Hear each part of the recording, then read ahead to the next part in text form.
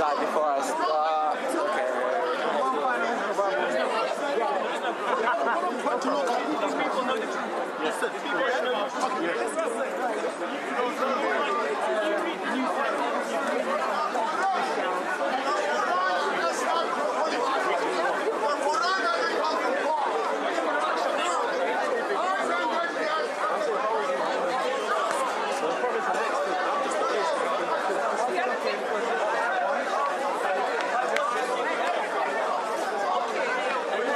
So I'm here in Speaker's Corner and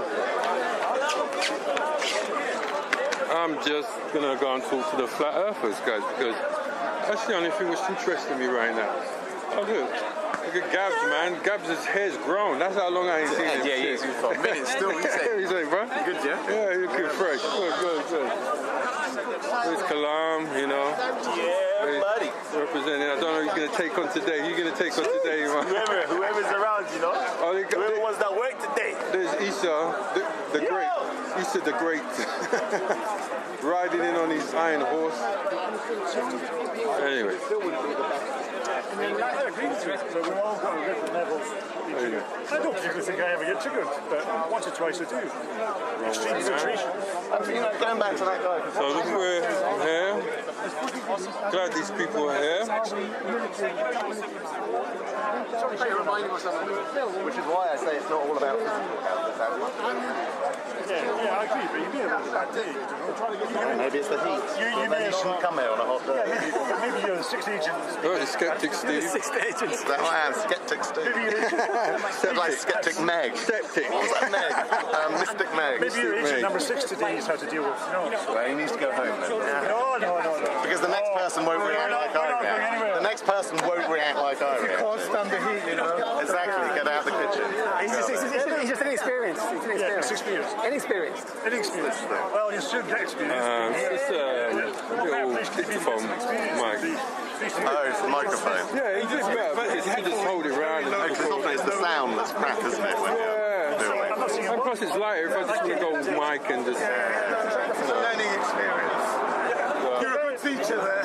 You should be charging for that. Thanks, Sam. You should be charging for that. Thank you for stepping in. I told you, trainees. I said that already. What do you mean trainee? Trainee agent. You just said thanks, teacher. Trainee agent? Prime is agent. Admission. He's an agent, my boy. No, we've just been coming here for many years. This week. And we know how. Yeah, but you call him a teacher there, so I'm saying you're a trainee. He cut you out. He obviously cut you out. Look. You got to know how to deal with the hecklers. On camera as well. Yeah, you got to know how to handle hecklers. Absolutely. Actually, I've come down to help you with that. I don't have a problem handling him. I think we all do because I watched a couple of weeks ago. I saw Dave on there, and he. I'm not Dave. I know you're not Dave. I said I don't have a problem with hecklers. No, I don't ever said you would. I said I'm going to teach you how to handle them. I never said you got a problem. It's his mate. I don't need to be taught how to handle them. I think I can. He can. Okay, you can. He can, his mate. He's quite a nice guy. He can't. No, not him. Someone else. If he wasn't an agent, You're a flat earther. no, I'm a globe denier. All right, you're a globe. No, I don't like labels. whatever. Okay, I'm just trying to get to a point in it. I'm trying to establish a point.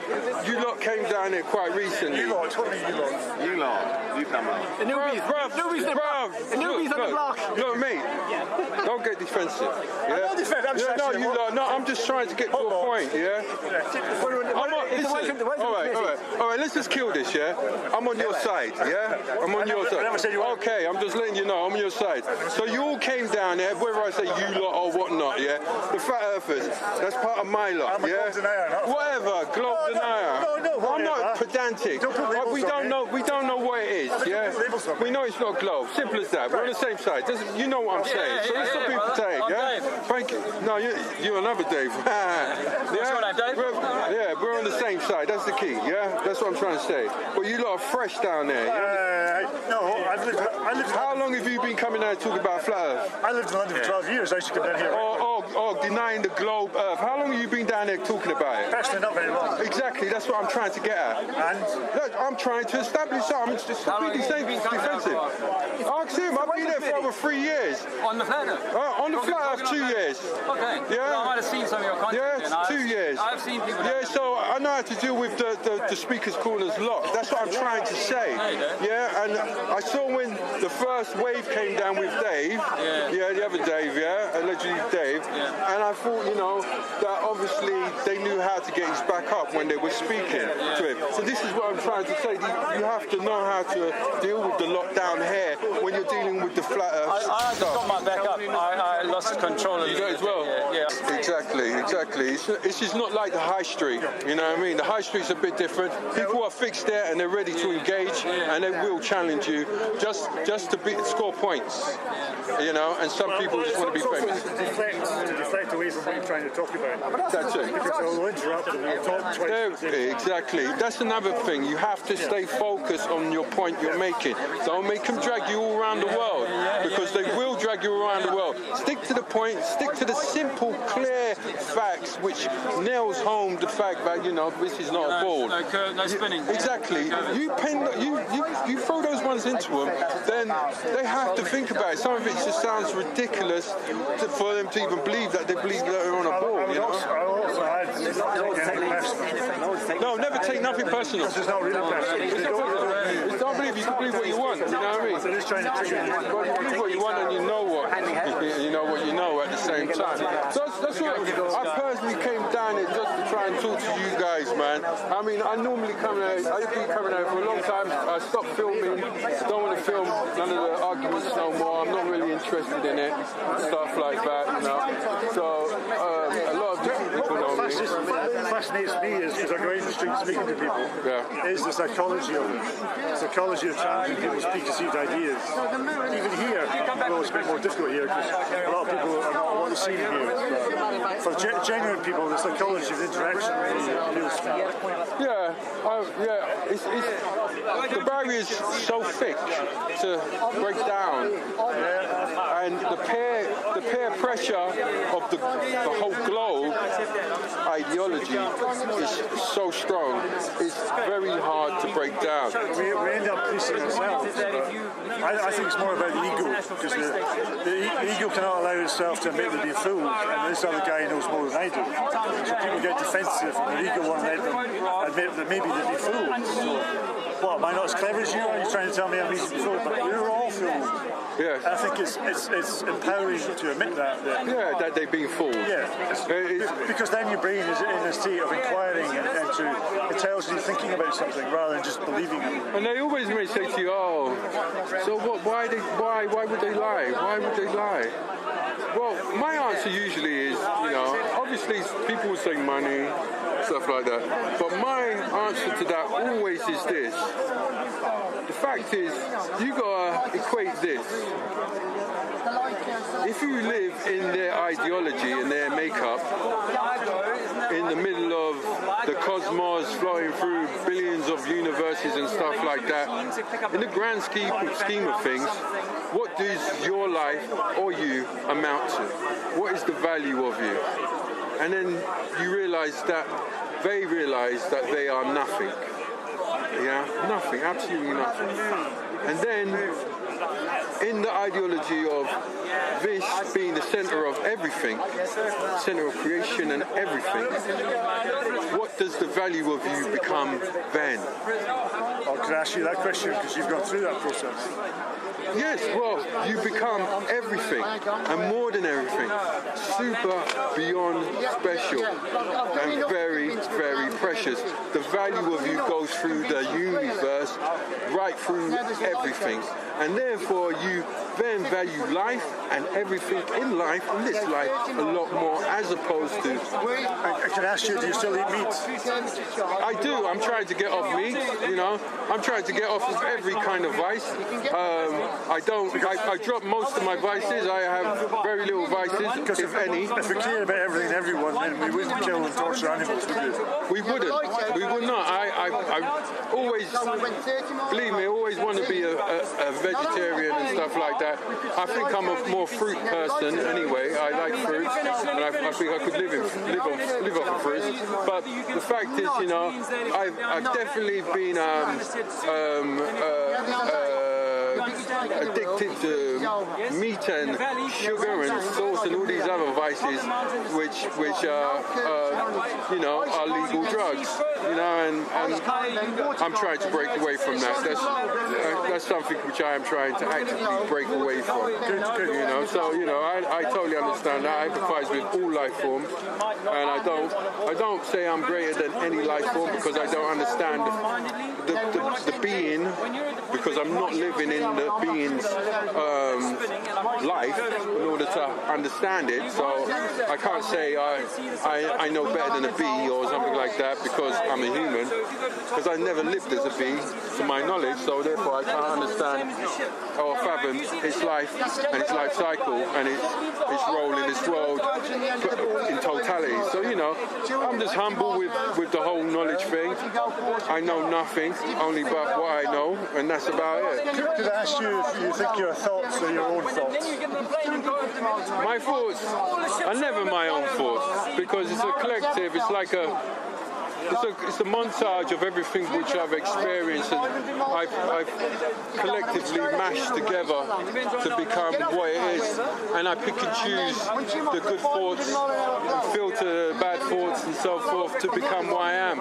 I confess from bad thoughts and I'd be a bad person if that was the case, you understand? But it's all a collection of my interaction with this life. So do you think all thought is conditioned? All thoughts are conditioned. I think thoughts are conditioned because we are products of our environment, you know. Do you think it's such a thing as original thought? It's quite interesting you said that, because I read something in someone's comment today when it was talking about they didn't like modern art, and what I kind of extended, because it's something I've done in art and stuff like that, and my tutor always kind of pushed on about what is original thought. Original thought is very, very impossible. Yeah, because there's always some small influence which is going to create this stream of thoughts. You can get like, if you're going to make a salad, people say, oh, I'm making an original salad with this veg and that veg. It's not an original salad because you're taking elements which exist. Because you already knew that salad. Well, you know about salad. You're taking existing items. So original thought is something which doesn't exist, and then you bring it into creation. But you can to a certain degree create something which is almost original, but not totally original. Because you can't think right now of original thought, can you? I got challenged on that before. What's up, sir? Yes. I got challenged on that before with a person, and I said I'm a creative, so therefore. Are you trying to say that wasn't an original question, but no, it's not an original question. I'm joking. I know. But I don't think you can come up with an original thought, can you? This is how I illustrated it to this person. Yeah, without defining certain actions, yeah, I made a gesture with a pen and marked it. Sorry. What's up, bro? Do you work at Sorry, I'll ask you after. Yeah. I made a gesture with a pen because he said, can you bring up something original? And I said, it wasn't an original thought, but something original. I scribbled a letter on his arm, on my arm, and I said, now that is a letter A. It's in a different format. It's an original format. It's my format. And he said, no, well, a letter A, well, you got to define that because that's got a line. I said I never defined that's called a line or that's a curve. All I've done is made a movement, a motion at this moment in time, and it's by me, and I'm very unique. There's only one of me, so it only could be done once. So therefore, it's an original motion and action, which is creating something which is original design. Pardon? It could be an original design. The original design, exactly. But in terms of original thought, no. Because you already knew about tattoos. It's motion. There's no original thought. Yeah, I totally agree with you. Yeah. So when did you discover that you weren't living on the magical spinning ball? About 2 years ago, someone told me, and I did believe it. And basically, certain things I did question when he said about the moon. And I remember looking at the moon, and I could see right through it and say, why can I see the blue sky, through the moon? I thought that was a bit odd. And then I started thinking back where I've been. I've traveled all over the world. I've climbed mountains and everything. I've been Himalayas, Alps, and all that kind of stuff. And I remember looking out. Never seen a curve. I never saw a curve. I could see Austria, Germany, France. On the Himalayas, I could see for miles and miles and miles. And they say, you should be able to see certain thing after a curvature. And then there was the sea, the ocean. I'm like, how the hell does water bend round the ball? It's impossible. I always find it's level. I find that quite insulting for a mature adult using critical thought. As a 5-year-old, I might have bought it, but now it's insulting to myself. Yeah, it's a key. That's the key question. Water. Always throw it back at water. And then you think to yourself, when you was a kid, you say, oh, so people in Australia are upside down. So I'm like, why is all the blood run to their head? But then your inquisitive thinking is crushed. And they tell you it's stupid as gravity. It's not okay. Yeah, then I dug into gravity, I looked into Lord Cavendish and all those kind of stuff, and then I discovered that, it's density and buoyancy, and gravity, their ideology of gravity is very selective, and plus it was an unfinished theory and stuff like that. So, I dug into it and I realized, okay, I understand, that makes a hell of a lot of sense. Then digging deeper, Van Halen bell, digging deeper, a vacuum between a non-vacuum with no solid boundary is impossible, so, you start digging and digging. I heard the argument that there is no pressure because the gas is not as dense at that height, so there's no pressure, and the vacuum is not a pressurized system. So that's what the ball ethers are saying. What do you think about that? That is bullshit. I said create that environment down here. Create it down here. Synthesize that, if that's a fact. But you can't. You can never recreate it. No, they can't. They can't recreate gravity, gravitational. And where's the anti-gravity? Where was the anti-gravity? It's within the natural laws of physics, every force has an opposing force, and that's the natural law. And if gravity is a natural law, where's the anti-gravity? On top of that, gravity never did, and I knew this before I was a flat earther, gravity never did conform to the grand unification theory. Yeah, and that was a big problem. It's very selective. So, they had to create other areas, gravitons and gravitational fields and dark matters and black holes and stuff like that. Okay. You going? What did you have a question, something? But just shove it. Yeah, I got relevant questions and stuff. I seen you online. Oh, you did Eco Dave Media? Yeah, okay, good. I saw you online, I saw you putting your points across and stuff like that. I just wanted to kind of ask you, how do you find it down here at Speaker's Corner? Speaker's Corner, I think, is a great place. Historically, it's been also a great place for people to debate and to explore philosophical questions and to basically share ideas. So it's a real.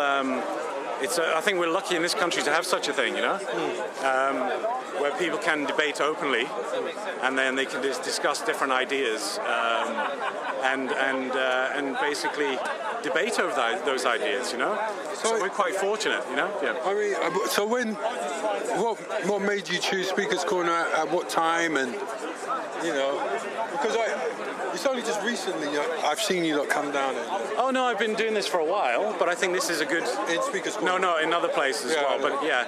But this is a good. Location. It's a good location to do this. You know, to meet the public and whatever. You know. Yeah. Are you a journalist or you just come do your own thing? I'm an old school regular of this place. Oh, so yeah. I got my own channel. What's your channel called? AR23. I'll check you out, definitely. Yeah, AR23. Okay, I'll check that out. Yeah. What is most of your content on there? Initially, I got a lot of, debates of whatever, all sorts. Why don't you get a video camera and actually put it on video? I mean, No, I got footage, so I'm Leon, just gonna cut it in. buddy, you right? Yeah, go. Look, it's Leon. Yeah, I know Leon. Yeah. How I going? How are you recording it? Man, like, hey, This is how Old timer here. This is how I'm doing it. you know my man, yeah. Oh, no, I'm not. You'll get a lot more out of people still if you run up on them with that. Exactly, and I'll just cut some footage on top. That's what I'm saying. Let's That's what I'm get doing. the camera somewhere in the tree. I was going to say you should have a video camera, right? I got my phone, but I'm just doing some light Because you work. get more. I mean, you get more of the atmosphere and things like that. You know. No, but Famous. I'll chat to you later. Maybe get some more footage on. Do something, man. Come on. Well, I mean, personally, I'm a flat earther. Oh, are you? Brilliant. So yeah, I mean, so what? So I've been down there like maybe over 2 years arguing the flat earth. So have you been doing your own research?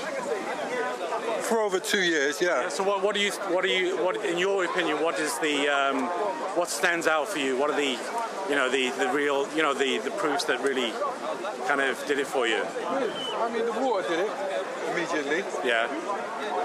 I've travelled a lot, so Yeah, you can see when you fly, there's no curvature. Huh? I've filmed when I flew many times, so I got footage of, through a DSLR. Yeah. So there's no. Actually, if you check my channel, I've just put the video up. There's a guy in America who's just done a fantastic video, and he actually flew, and he's got a night vision. It's really really sophisticated camera. Yeah. He's got night vision on there on his camera. It's got infrared. Have you seen that infrared? Yeah, it's really. If you check that and basically with that footage, you can see like 200 miles and there's no curvature. Yeah, I can see a lot more from the Alps and the Himalayas, which I have, and I have pictures of. So I know it's that. Yeah, but what he captured was kind of unique because he put it on infrared basically, and it's like a night vision, and then he basically from the video footage, it's not 20 miles, it's not 50 miles, it's like 200 miles. You can see, and there's no curvature. The horizon is completely level. Yeah, I know. So it's like, where does this so-called curvature start? There is no curvature. We can zoom in on ships that have disappeared over the so-called, curvature after 20 miles. We can bring that back with the camera.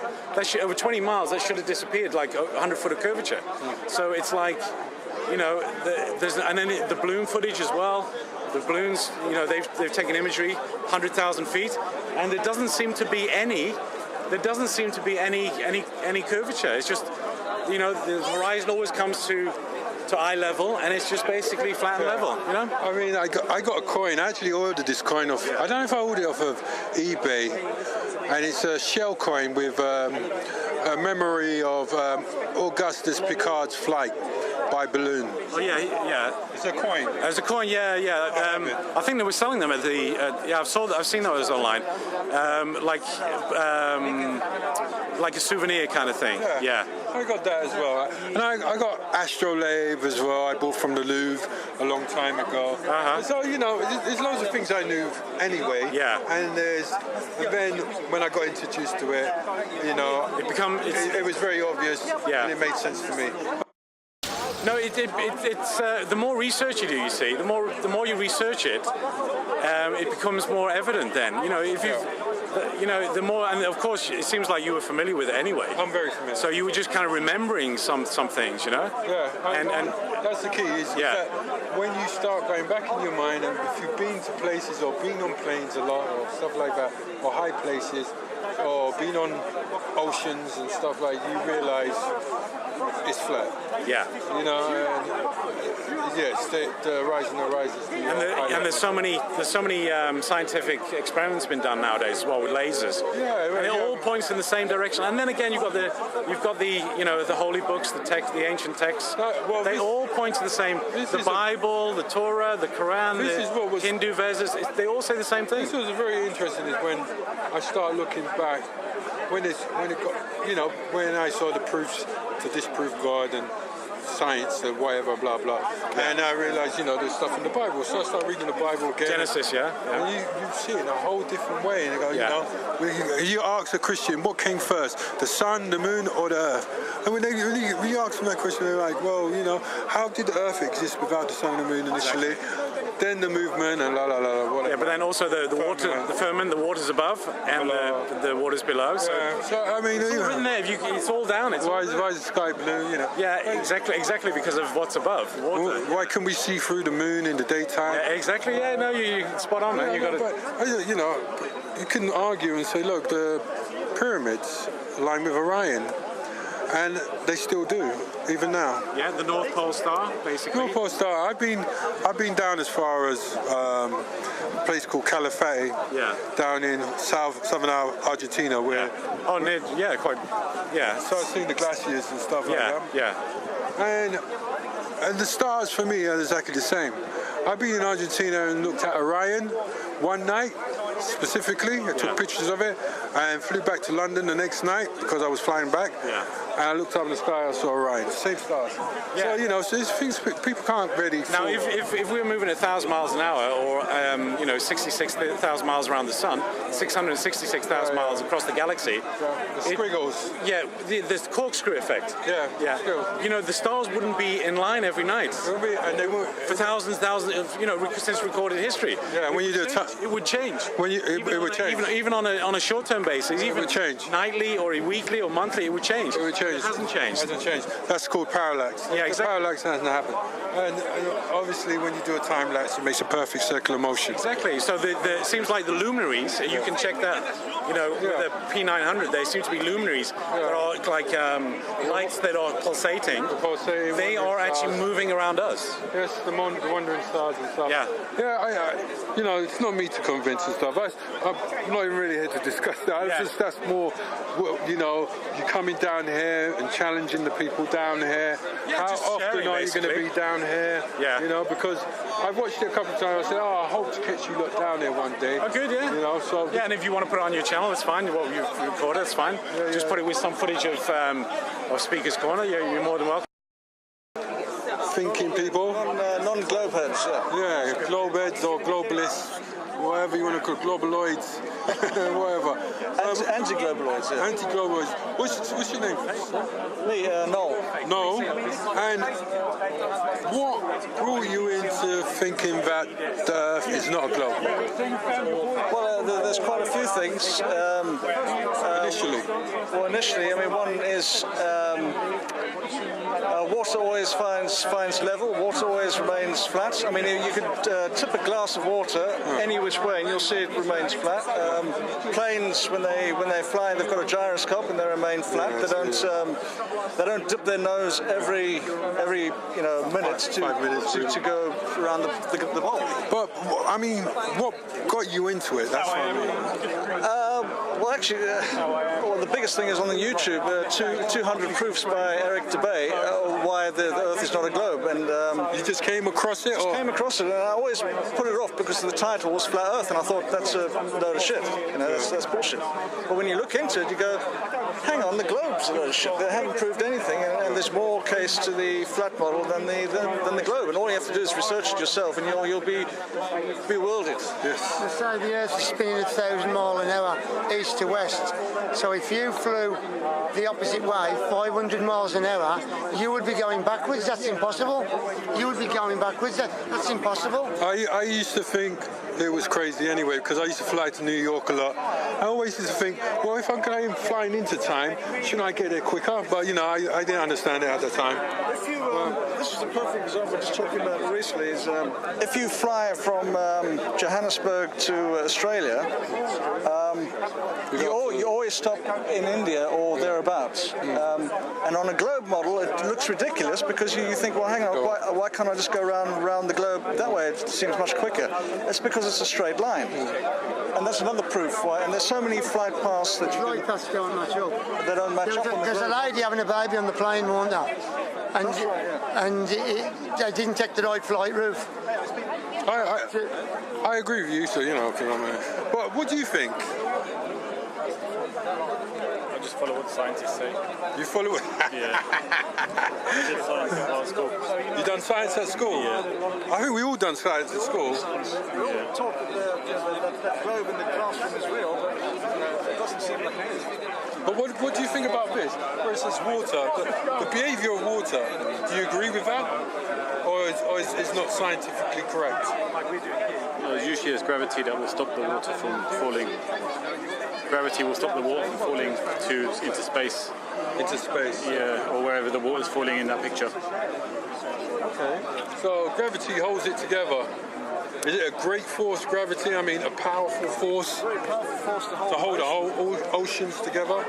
Yeah, I suppose so. It's gravitational force, isn't it? I mean, it acts on objects, keeps us ground. Keeps the ground. So how does the fact that I can jump or a fly can fly and defy gravity? It's not defying gravity, just for acting against it for a brief period of time. I'm acting against it for a brief period of time. Yeah. And a balloon filled with helium? Yeah, doing the same thing. It's doing the same thing? Yeah.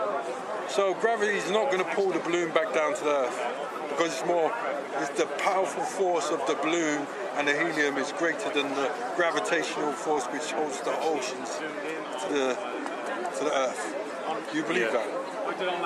I mean, unless you show actual evidence that is... A balloon does float up. I mean, have you shown me any pictures or anything, any proof? Have you been into space?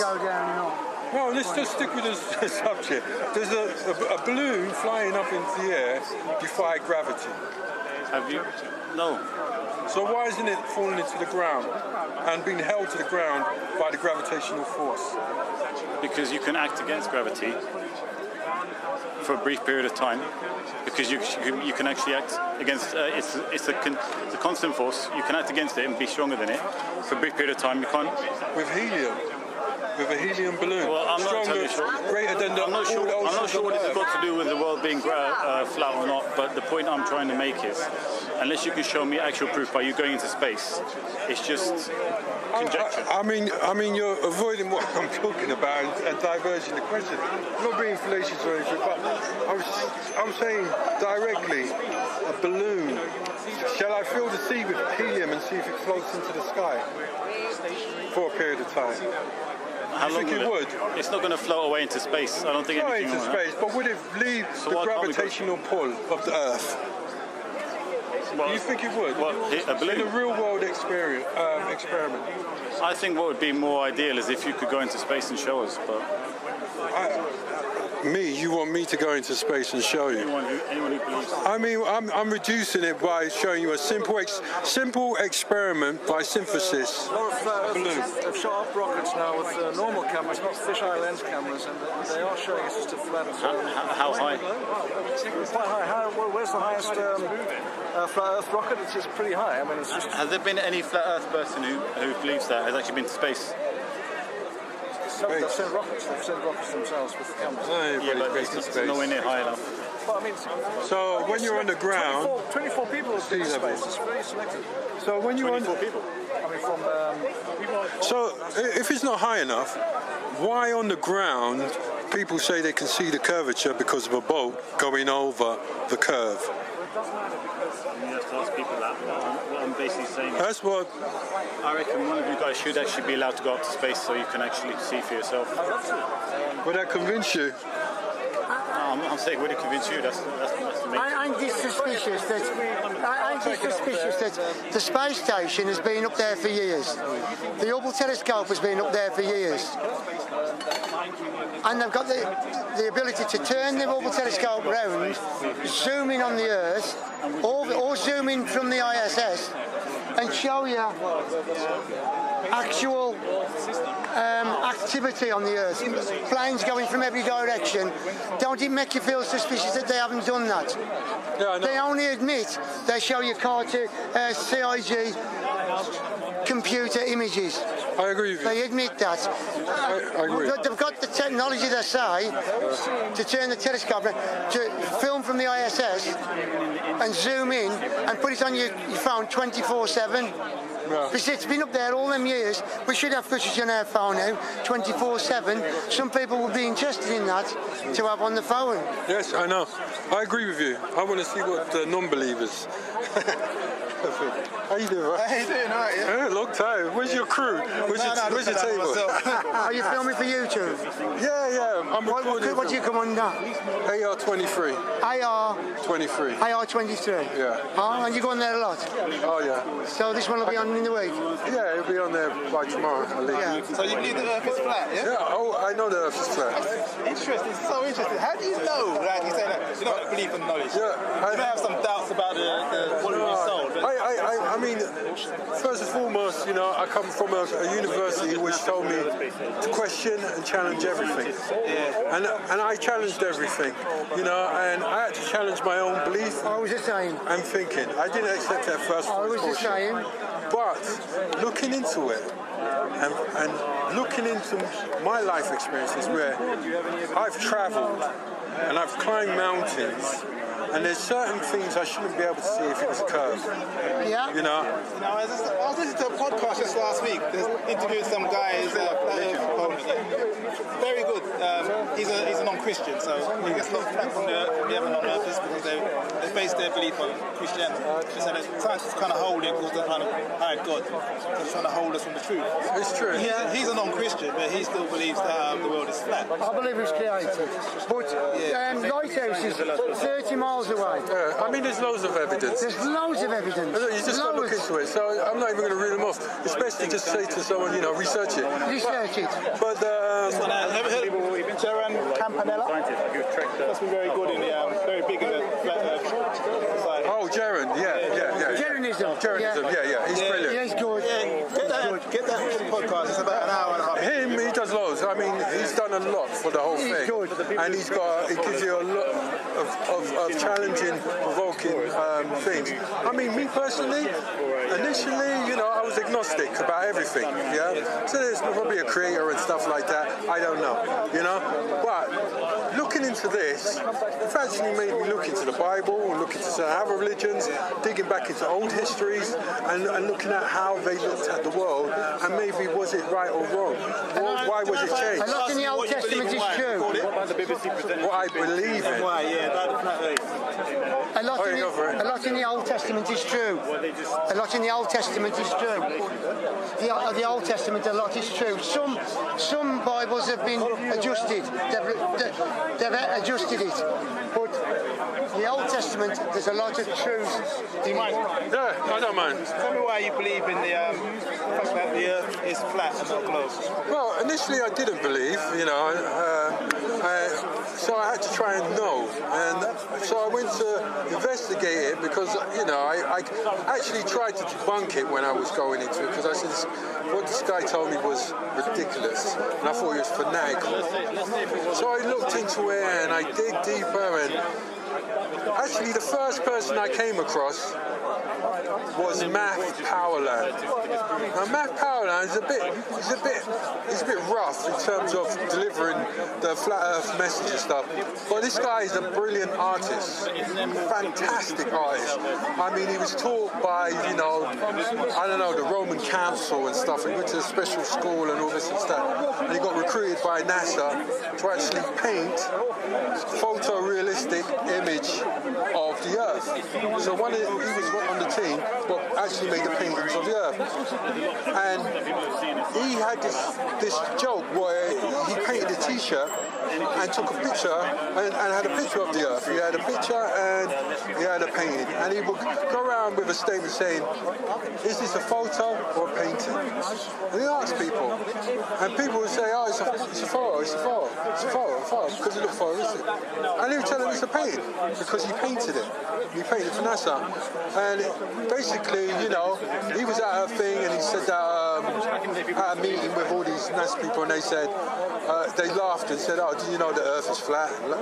To see his reaction, and he was kind of bewildered by it. And then after that, he got kind of ostracized for it. But anyway, he was the man who got me into it. And then other characters like Jeranism and Eric DeBay start coming out with these other facts. And then I start digging into it a bit deeper. And then the question about water finding its level. Like this bowl, I could turn this way. Water will always go and find its level. It doesn't matter which way I point it, it will find its level. And that's a real world truth. Mine does as well. Yours too, you know? What about the fact that the centre of the Earth is the actual core of the Earth, so it's all going to be... No one has ever... And when you start digging into this, you go, okay, what about the magma and all the Earth and the magnetic centre and stuff like that? You go, okay, let me look into that. And then you find out the deepest they ever dug is like 8 miles in Russia. They haven't been past the crust, probably. Yeah, the crust is very thin. What about the images from So it's speculation. NASA Space Station. Like the famous Earthrise image where you see the Earth rising from... It's ridiculous. It's so ridiculous because personally, yeah, I've been in graphics and video editing and post-production, special effects and all that for over 25 years. Yeah, I know all the softwares, I know all the tricks. Now, they had problems with that. You know the image I'm talking about, yeah? Where it's like come from night to day and all the... No, you see the moon, surface of the moon. Yeah. And then you see the Earth rising from the horizon of the moon. It's the wrong size anyway. It's the wrong size. If the Earth is like... The size of the Earth compared to the size of the moon is totally different from if you were standing on the Earth and if you're standing on the moon. You see the size of the moon from our perspective. It's like this. And Earth is a lot bigger than the moon. Yeah? So if you're standing on the moon, the Earth should look ginormous when you're looking at it rising from that distance. You know, the distance hasn't changed. Maybe that's a basic mistake. If they're going to try and fake it, it's a total mistake. It should be the Earth should be at least 3 times bigger than what you see in that image. And that's something we wouldn't even think about because we overlooked it because we take everything what we've been given. That image was taken from where? Supposedly from the lunar surface. You know. I heard people say it can't be because the lunar surface is in tidal lock with the Earth, so the Earth wouldn't rise like that. It's not rotating in its axis. It's many. It was actually taken from Apollo 11, which is a spaceship in orbit around the moon. That's why it's so rising to come over towards that side of the moon. Another thing what prompts me for it was that a NASA scientist clearly said that we've never left the Earth's atmosphere because of the Van Allen belt. And something which is a radiation field which goes all the way around the Earth, which we cannot penetrate. So what about them landers on Mars? They're not there. They've got Curiosity 1 there at the moment. They're not there. They're not there. Opportunity 1. They're not there. The Mars Reconnaissance Orbiter. Not there. Why would they spend all this money launching a rocket, and people can watch it from all around the world? It's not actually going anywhere. Well, they got to actually perpetuate the myth. Why? Why would they perpetuate this myth? Remember, there's a transition where from people, everybody did believe that Earth was flat, or whatever, or not a ball, and geocentric, let's say, to this transition when Plato and Pythagoras and all, you know, that school of thought in Egypt, which changed the whole school of thinking, it turned into a globular idea, which they started to push. Why would they push that? Why would they have that kind of agenda? Now, let's just look at the fact of that format that you believe in, that you live on this Earth, which is in a solar system, which is going around the sun, which is flying through a galaxy, which is going through a cosmos, infinitely, which is infinitely expanded. From the Big Bang, yeah? From the Big Bang. What is your relevance in the whole grand scheme of that? I mean, what is your value in the whole scheme of that? You're insignificant. I'm a part of it. I mean, what is in size? I mean, in scale.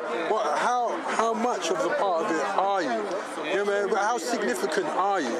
I'm a small part of it. Yeah. How small are we talking? It's about 0.0000000. Life on this planet, the biological life on this planet, is on a thin film around a thin crust of the planet, which is one of billions of other planets. That's right, yeah. So you're just part of this. I know it feels bad, but it's the truth. No, it feels bad, doesn't it? I'm glad you said that, because I preferred you said that it feels bad, because that's exactly what it's meant to do. Because now, if you take it from my perspective, that it's a geocentric system, we're not the infinite. We are everything. But it could feel bad, but it could even be wonderful. You know, it could be amazing. No. You know you're bad. You know, you can live in a denial and stuff like that, say that you're everything, but you know you're 0,0,0,0. But what I'm saying, in my perspective, we are everything, and therefore we are greater than great. And then it installs a different feeling in you, and you have a different mindset. There are some people who may believe in God, and we are everything. God created us. Maybe, I don't know. All the answers are not there, so I'm not going to say, You're appealing to emotion, though. I'm not appealing to emotion. You can take your phone, Yeah. Are you on YouTube? Yes. Which one is it? London Black Atheist. London Black Atheist. I could phone someone now, Skype them in Australia. Yeah, that's good. And you can see that it's night time there, and you'll ask them what time is it, and they'll say like it's 4 o'clock in the morning, you know? And how would that work? I mean, it's obviously like at New Year's Eve, you see like the celebrations going up in Sydney, walking around the world. You need to understand the motion and the geography of the place we live. How do you get night in a different part of this flat? I can tell you. I mean, the simplest explanation for you to understand, which you can relate to, is something like the yin and yang symbol. Yeah. You know, it's got the swirl, black and white, and it's got a white circle and a black circle. If you was to rotate that round, the shadow will be the nighttime, the white bit will be the daytime. Yeah. And that's the basic movement all the way. It spins round, they meet, they rotate like this, they dance around the world like that. Yeah. That's how you get 24-hour sunlight in the Arctic Circle, because it's a circular motion of the sun. It never sets. It just moves away in a spiral, and it spirals out and spirals in. They spiral out and spiral in, and that's how you get the seasons as well. Yeah. Let's look at this. Can I show you this? Yeah. Let's look at this here. Yeah. That. You see like the Earth. Yeah. And it says this is not how water behaves. So, water falling on the Earth will fall off the bottom. Yes. And that to me is nonsense, because the Earth is the centre of the gravity of the Earth is the actual core of the Earth. So therefore the water sticks to the actual surface of it. It's magnetic in the centre, yeah? No, it's the gravitational pull. Gravitational pull. It's pulling inwards. It's pulling it, yeah. It's like each mass, yes, no matter how big it has a sense of gravity, yeah? That's why the Earth rotates around the moon rotates around the Earth, and it pulls the water, causing the tides twice a day. And we move around the sun. And we move down the sun, yeah. Is the sun gravitational pull bigger than the Earth? Yes, Earth and the moon? Yeah. So why are we sucked into the sun? Because we're rotating at a speed which gives us an orbit where we're constantly falling to it, yeah? But the speed is causing the centrifugal force. So pushing us away equals the amount of gravity pulling us in. And the centrifugal force is not pulling us in? No, centrifugal forces. You know, if you're in a roundabout and you're at the end, you're going to be flown out, yeah? But water is on the outside. Yeah. Yeah? So therefore we're dealing with a different force. It's not centrifugal force, it's centrifugal force. It's the outside of an object and not the inside. Yeah, but it's been pulled towards the inside of the object because that's the gravity. Any object on the outside of an object which is rotational will be thrown off outwards. There's nothing contained in it. You're talking about a containment field of a merry-go-round ride, where the seats, the barrier is holding you and pushing you against something. Yeah. So therefore, it's not going to fly off because that object, that solid object, is containing it. Just like these walls are containing the water. Yeah, it's contained. My understanding of physics, though, that diagram doesn't make any sense at all, you know? It's Which one? This one here with the water falling off the bottom of the earth. It's like, why don't people in Australia fall off the bottom? You know, that's some kind of argument they used to have in the Victorian time. Well, I mean, if you pour water on a ball, if it doesn't make sense, if you pour water on a ball, what happens? On a ball? Yeah. A ball doesn't have the gravity to hold it. No, let's remove gravity. Yeah. Just imagine it doesn't exist on a ball, on a football, which it doesn't. If you poured water on a ball, what would happen? It would fall off the bottom. That's what that is. So, like I said, So this is the image of a thing which has no gravity. no, but the gravity of this. You're saying there's gravity. That's the problem why you can't understand the image.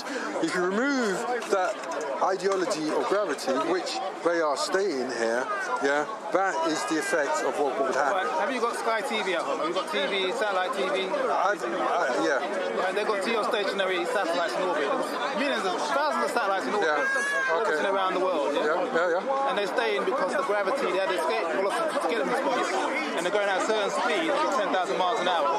They're not flying up into space because the gravity is holding them to the space like the International Space Station is. You know? Do you believe that? Well, you see it, you know? There's over 1,000, I think there's 2,400 satellites actually, to be precise.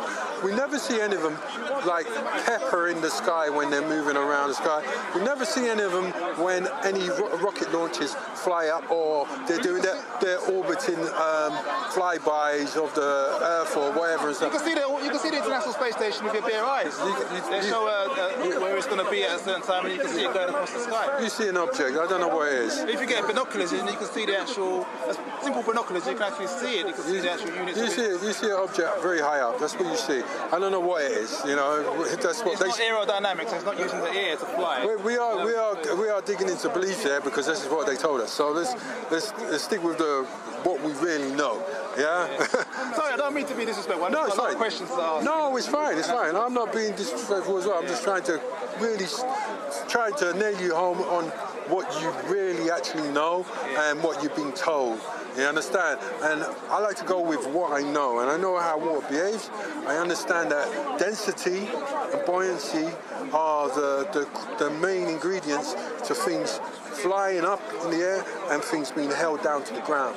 Yeah, because there's loads of things which defy gravity, like a helium balloon, butterfly, or whatever, and yet the oceans are being held by this supreme force.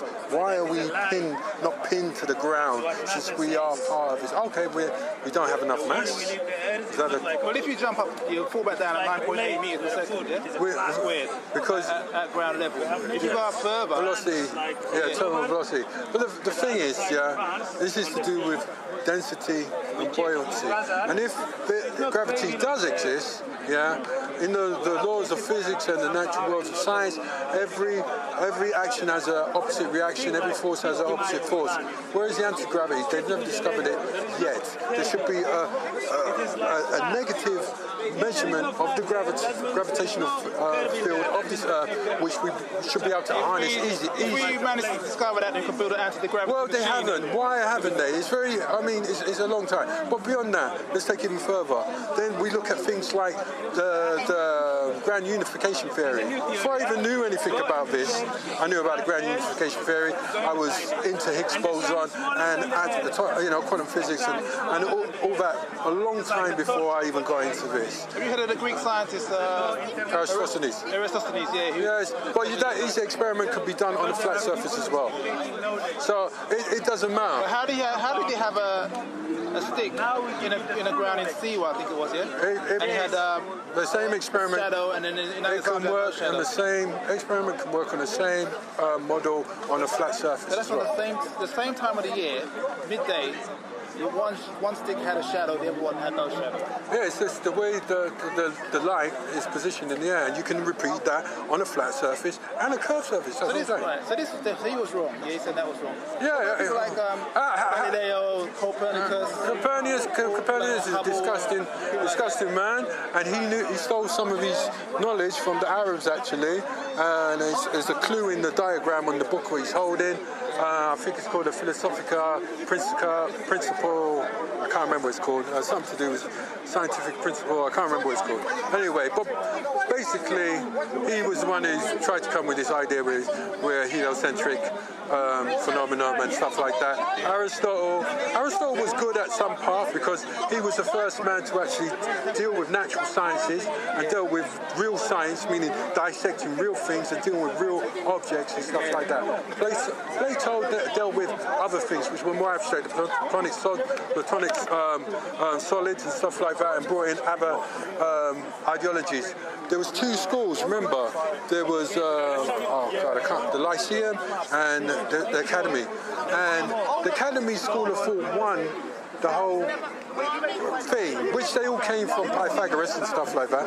And basically, Pythagoras came up with the curvature ideology, how to calculate the curvature.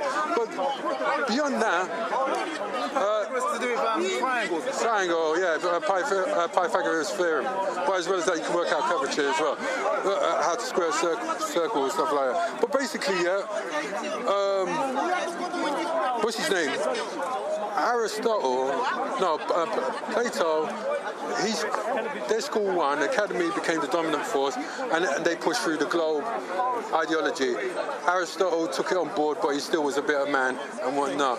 It was a Greek ideology which was studied in Athens and in Alexandria as well, in the great schools and stuff like that. But beyond that, before that, the whole world ideologies was based on a plane of existence. From China to Mexico and whatnot, blah, blah. They're not wrong. You know, they're not wrong. It's been changed for a reason. And the reason is why we're all here thinking like this still, where we can't really just look at water and say that. Are there other planets, globes as well? What planets are planetariums? I can't remember the real term of it. I think it's a Greek term which really breaks down to wandering stars, and basically they are wandering stars. Now, as soon as it gets dark, the brightest star in the sky you'll see is actually Venus. It's our closest planet. Yeah? And it's roughly the same size as Earth. You can get a good telescope and you can see it. Yeah, you can see the clouds on it and stuff like that. You can see the clouds? On Venus, yeah. You've seen the clouds with your eyes? No, I've seen telescopes. They have the Astronomer Society in Regent's Park. You go, people have got the telescope there every Wednesday, once a month, and you can go and look at their fantastic telescope. I've been in their building before, yeah, you can a long see time ago. It's very good stuff, interesting stuff, and I find it really fascinating. Well, people are starting to film with their basic camera and actually getting other images of what stars look like. Yeah. Now I'm talking about the planet, the closest planet, Venus. Planets and stars. And Mars, for instance. Well, planets are stars, they're just wandering stars, they're moving stars. Other stars are just fixed stars. They call them planets. If you look up the word planet and the etymology of planet, and you'll see it will go into wandering stars. That's where the name comes from, yeah. But a planet is obviously a ball of rock, yeah? Or gas like Jupiter and Saturn. The star is a ball of burning nuclear fusion reactor.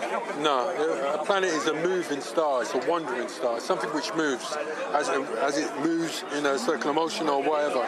Well, you know, in the first planetary probe they sent out, they were the Voyager ones, and they went past Jupiter and Saturn and Uranus and Neptune. There's some beautiful pictures of it. Yeah, very, very cool 1970s illustrations. No, there were actually pictures. I've got one book called The Planets, and it shows the actual pictures of them from the actual satellite. I can do one like that for you if you need.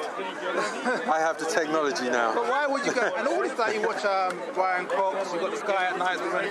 He used to be in a great disco band. No, but why would people have all these people all around the world, all astronomers all over the world, millions of pounds trying to... Like Neil deGrasse Tyson. It'd be much harder to have you seen? He's an actor. Actually, yeah, he's got IBMD. Check him out. He's an actor. Communicator, yeah. He's an actor. He's an actor. There's a lot of actors. I mean, I've seen real physicians, physicists, and other people, engineers, challenge this. Lord Cavendish proved about gravity and to the finest detail. Well, like you said before, on a scale of 1 1 to 100. Yeah. 100% is simply absolutely convinced that the world is flat. So 1% is not really convinced. My 100% conviction is that we are not living on a ball or a disco ball. In terms of what shape it is and what it is, I don't know. Maybe if you put that down to 99%, it'll give you time to falsify your belief and test out your theory. You might be wrong, you know? I could be wrong. A ball, I'm not wrong. It's definitely not a ball. Yeah, it's definitely not a ball. Anything else, it could be a triangle for I know. I know you're a skeptic person. You're a skeptical person. So it's not a ball. If you can be 100% convinced that it's a ball, how would you be able to know or find out if you were wrong? If you're not willing to test that theory? How would I know that it's wrong? Now, I would have to see evidence. And I'd be open to evidence, that's what I'm saying. I'd be open to evidence. I mean, the behaviour is not proven any evidence. And before I knew it, like I said, if I look back in my past and I look at my photographs, I look at my video footage, what I filmed on planes when I looked out the window with my DSLR, it's like this all the time. And I'm right up there. I like filming the clouds and stuff. You know, I like filming and flying. I used to do it all the time. So I filmed it before I even knew about this flyer. So when I digged up those footage, I looked and I go, wow, when I'm on top of the Alps and I'm looking, I can see France, Italy, Germany from the peak I am in Austria. What about that private businessman? Elon Musk. He knows what's wrong. He said the rocket's up into space, yeah? What, he said their car up in space. He said the car and you can see the curvature. So you believe the car's up in space? Do you really believe that? Is that not a slug to your intelligence? Does it seem like it's a fake to you then? Why would he spend inflated rubber tyres going through the thermosphere. How hot is the thermosphere? Go and Google it, how hot it is. Maybe they're not inflated rubber tyres, maybe they're like some other material. No, they're not, they're rubber. It's a car. It's a straight car. You're going to have inflated rubber tyres in a vacuum, they're going to explode, aren't they? Thank you. So obviously they're not inflated rubber, are they? They are. Because that'll be basic science, any science engineer will know that's not going to work. Everybody knows it. That's why people are doing these experiments with a rubber glove in a vacuum exploding. Exactly, so maybe they use something else. They use solid tyres. It's not going to be a roadworthy car. Plastic dashboard. They're going to rip everything out and just have something which looks like a car, stuff like that. You truly believe that? PR stuff, wasn't it? And there was sound coming out, or was that sound just played back from the space hub or their ship? I don't know. The music? Yeah. That was obviously, you're not going to get music in space because I'm glad you hear that. The music to the so how do you get thrust in space? How do you get thrust in space? Yes, thrust. If you have a projectile coming out the back of a rocket, Yes. Every action has an equal and opposite reaction. Do you understand what sound is? Yeah, of course, yeah. What is it? It's the vibration of air waves. You know? Yeah, refraction and compression of air, dispersion of air. Compressing and expanding. Yeah, but it needs something it needs air in order to make that happen. So the rocket will not work in a vacuum? The vacuum's devoid of everything, air. You can't even light a candle in a vacuum. If you blew a fan in a vacuum, nothing will happen. They've done experiments on YouTube. So if nothing would burn in a vacuum, Yeah. How does the sun burn in a vacuum? The sun burning in a vacuum? We don't know. Well, so they say. You know, so they say. Remember, this theory is totally different. So there's another thing about it which you must understand. The rocket has liquid nitrogen, also liquid kerosene, liquid oil. It stays in this atmosphere. It forms a combustible material. But remember what I said. It's a geocentric ideology. My brother, my message today is let's get together and feel alright. Alright, cool, man. I love you. I love you too, man. Yeah, so let's say the vacuum, the geocentric ideology of this is that basically there's a firmament, a dome, and the sun and the moon is contained within this dome. You believe in the dome theory?